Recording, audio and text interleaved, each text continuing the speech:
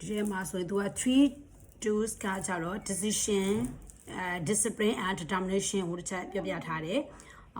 ပြီးတော့ဒီ outer life where we can friend the inner life struggle အတွင်းမှာစိတ်အားထက်သန်မှုပြင်းပြတဲ့အခါမှဒါလင်း outer life ကကြတော့ပို့ပြီးတော့ colorful ဖြစ်လာမယ်ပြီးလို့ရှိရင် write down ပေါ့နော်ခြားရည်တဲ့အကျင့်ကိုမွေးမြူပေးရမယ်next year မှာဖြစ်ချင်တဲ့ဒီ10 goals ကိုခြားရည်ရမယ် review your list ကိုတဲ့10 goal နဲ့ပတ်သက်ပြီးတော့ list ကိုလည်း review လုပ်ရမယ်ပြီးလို့ရှိရင် goal တစ်ခုကိုရွေးလိုက်အဲ့လိုမျိုးမင်းအချိဖြစ်သွားပြီအဲ့ goal ကအချိဖြစ်သွားပြီဆိုလို့ရှိရင်အဲ့ဒီကနေပြီးတော့မှ greatest ဖြစ်တဲ့ positive impact တွေရလိမ့်မယ်တော့သူကဘာပဲဖြစ်ဖြစ်ခြားရေးစရာရှိရရေးလိုက်ပြီးလို့ရှိရင် deadline ထားရမယ် plan လုပ်ရမယ်ပြီးရင်action လိုက်ရမယ်ပေါ့နော် plan အတိုင်းပဲ action လိုက်လုပ်ရမယ်every day plan လိုက်လုပ်ရမယ်အဲ့ဒီခါမှာအဲ့ဒီ exercise တစ်ခုတည်းနဲ့တင်ပြန်ပို့ပြီးတော့ life ကို change ဖြစ်သွားနိုင်တယ်thinking action without thinking things true is a prime source of problem တဲ့မတွေးဘဲနဲ့လှုပ်ဆောင်ခြင်းကပြဿနာရဲ့အမြင့်တစ်ခုဖြစ်တတ်တယ်အဲ့လိုမျိုးရလက်မကောင်းတဲ့ result တွေကမတွေးဘဲနဲ့လှုပ်ခြင်း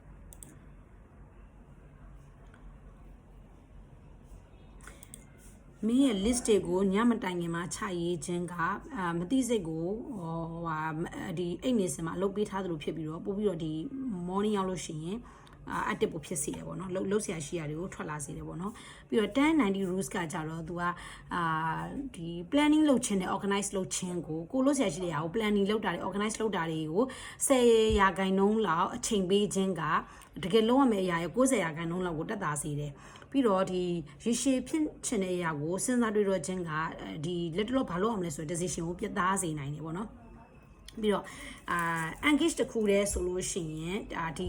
engage ပေါ့နော်စစ်စင်ငါဒါလို့မလောက်အောင်မယ်ဆိုပြီးစဉ်းစားနေခြင်းကခေါင်းတွေပဲပူလာလိမ့်မယ်ပေါ့နော်တကယ်ထားလို့လိုက်တာမှသာလင်းပြီးသွားမယ့်အရာဖြစ်တယ်ပြီးတော့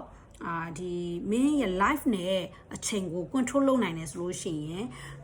ဒီ quality မရှိတဲ့အလုပ်တွေကိုလုပ်ချင်းနေရပြီးတော့ကင်းဝေးသွားစေမယ်ပြီးတော့တခုခုလုံလူတွေကတခုခုလုံနေရမှာအဆင်ပြေတာဖြစ်တဲ့အတွက်ကြောင့်မလို့ကောင်းတာကိုရွေးလုံမလားမကောင်းတာကိုရွေးလုံမလားဆိုတဲ့ရွေးချယ်မှုမှာမကောင်းတဲ့ဟာတွေကို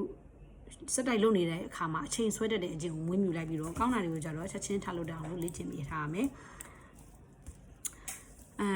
အရေးကြီးတဲ့အရာ၃ခုစီရေးခိုင်းနေပေါ့နော်စက်တာတွေမှာအဲ့မှာဘယ်စက်တာတွေပါမလဲဆိုတော့ business ဓမ္မမို့ရင် career ရဲ့ဒီကိုဖြစ်ချင်တဲ့ business ဓမ္မမို့ career ၃ခုရေးရမယ်ပြီးတော့ family ဓမ္မမို့ relationship အဲ့ဒီရဲ့၃ခုကိုခြာရေးခိုင်းတယ် financial goals ကိုလည်းခြာရေးခိုင်းတယ်တခုချင်းစီအဲ့ဒီ financial goals ရဲ့လည်း၃ချက်ပေါ့ head goals ပေါ့နော်ကျမချင်းနဲ့အချက်၃ချက်ကိုလည်းခြာရေးခိုင်းတယ်3 important personal and professional development ဖြစ်ချင်တဲ့၃ချက်ပြီးတော့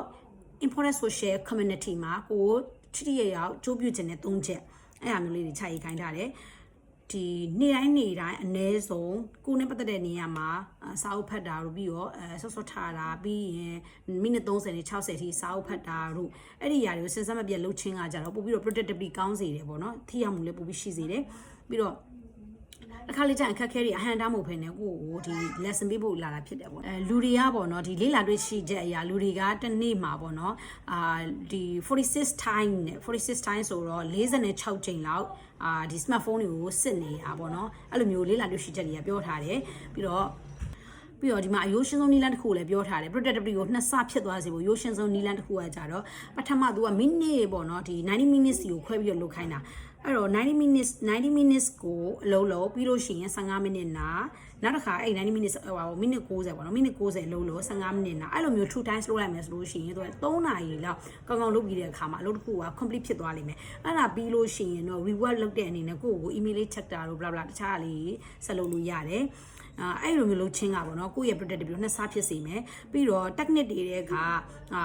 တခုကကြတော့အကြီးအလုပ်ကအရင် heavy လုပ်ဖြစ်နေရဆိုလို့ရှိရင်အဲ့ဒါကိုဒီ small slide လေးတွေတဖြည်းဖြည်းချင်းခွဲပြီးတော့ခါကြတော့ခွဲလုပ်ချင်းကလည်းပဲအဲ့ဒီ job တခုကို complete ဖြစ်ဖို့အတွက်ကို supporting ပေးတယ်ပေါ့နော်အဲ့တော့အနိကတချို့အရာတွေမှာအရင် heavy ဖြစ်နေရဆိုလို့ရှိရင်ခွဲပြီးတော့လုပ်တတ်ဖို့လိုတယ်